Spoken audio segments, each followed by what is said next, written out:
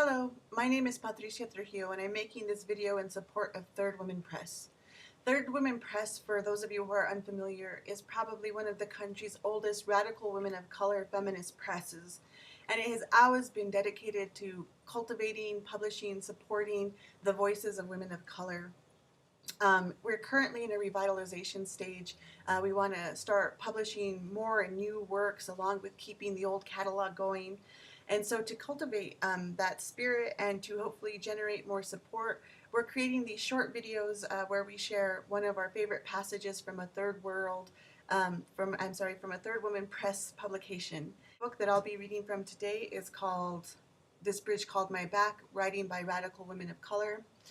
In particular, I'll be reading from a piece by Gloria Anzaldúa that I read as an undergraduate at New Mexico State, and it was really one of those pieces that changed my life. The paragraph that I'm going to read in particular has really become a prayer in my own life, one of those pieces that I go back to when we need spirit to be fed and when we need to think and really heal through some of the wounds we feel as women of color. Why am I compelled to write?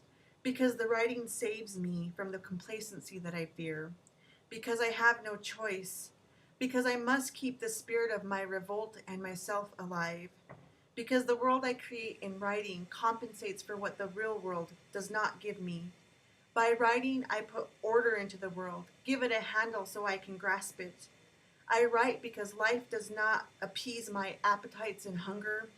I write to record what others erase when I speak, to rewrite the stories others have miswritten about me, about you, to become more intimate with myself and you, to discover myself, to preserve myself, to make myself, to achieve self-autonomy, to dispel the myths that I am a mad prophet or a poor suffering soul, to convince myself that I am worthy and that what I have to say is not a pile of shit, to show that I can and I will write, never mind their admonitions to the contrary, and I will write about the unmentionables, never mind the outraged gasp of the censor and the audience.